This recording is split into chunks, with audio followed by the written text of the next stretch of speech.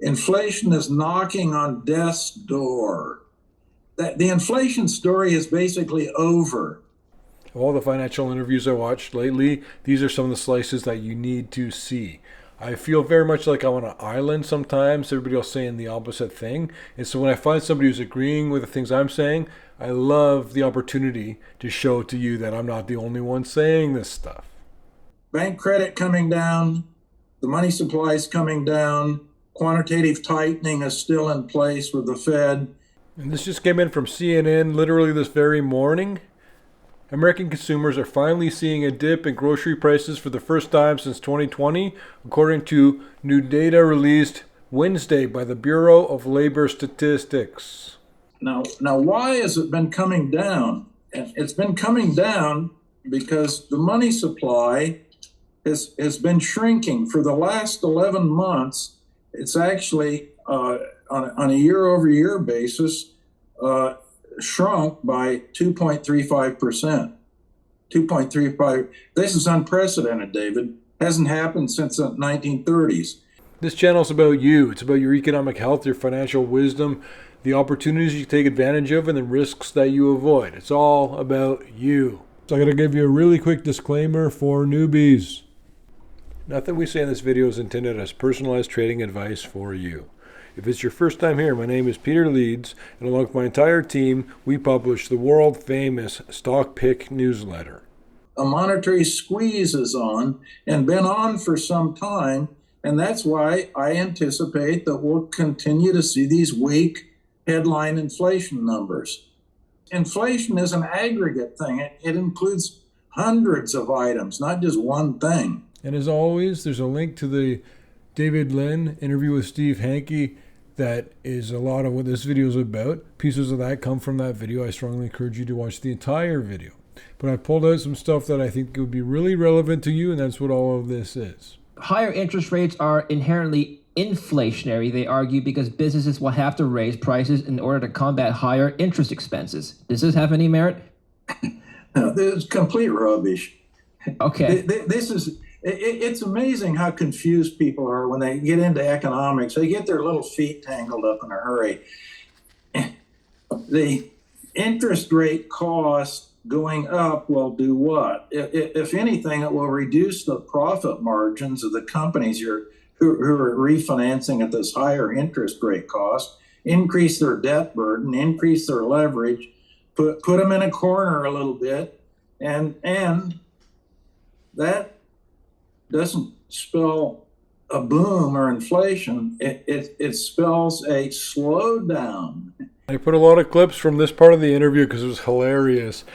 Steve Hanke is basically going against David Lin's last several guests who were saying inflation's going up so much higher, and then he comes along and goes, no, all your other guests were wrong. David Lin's in a pretty funny position, but also it's so interesting to watch it. I was laughing my head off just watching him try to balance between going against all his former guests and agreeing with the current guest. The other argument I've heard is that the Federal Reserve has created money supply that's already in the system. It's going to take a while for the full effect of inflation, they argue, to see it hit the economy.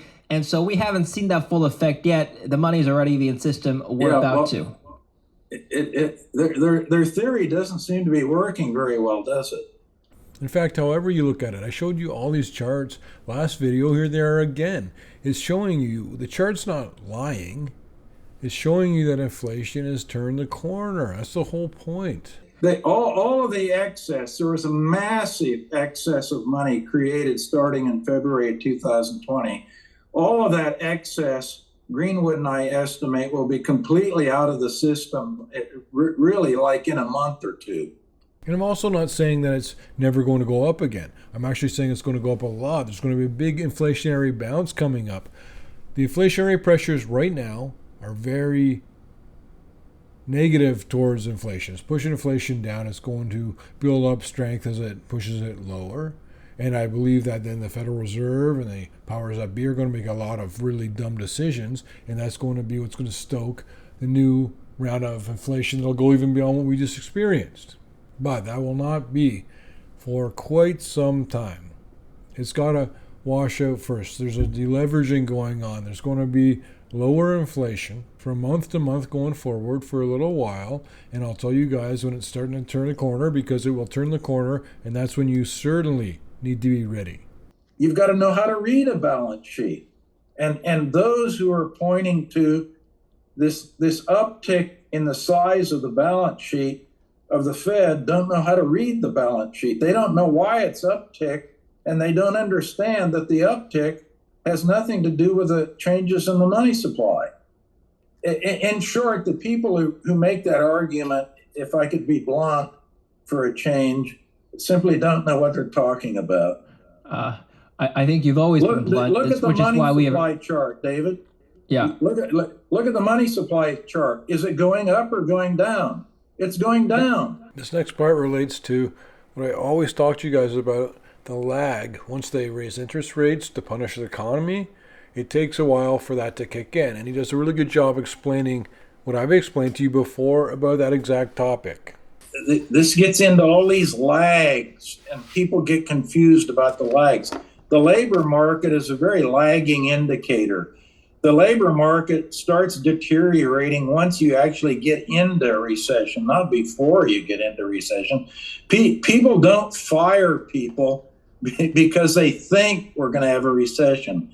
They fire people once you get into the recession.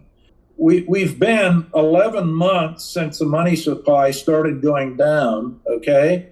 And that puts us right in this 6 to 18 month zone. We're starting to get into it right now. So I think the recession and weakness in the economy are just around the corner. And this next part's about gold. And gold's gone up another $32 today, last I checked. So good to see that momentum. But this part is his take on precious metals.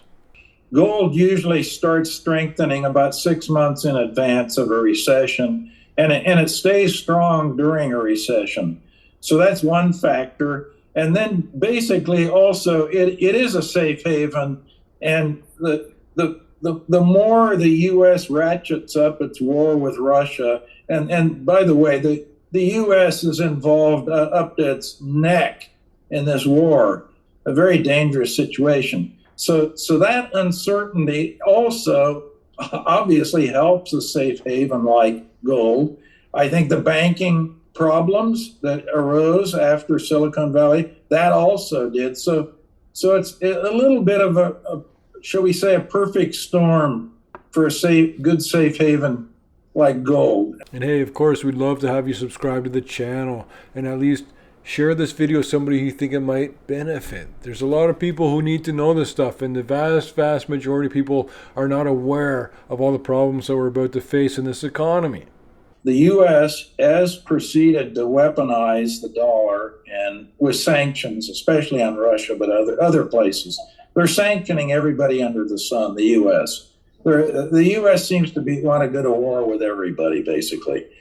And they have been using the U.S. dollar financial system and U.S. dollar and weaponizing it to engage in hostile activity against people that they don't like.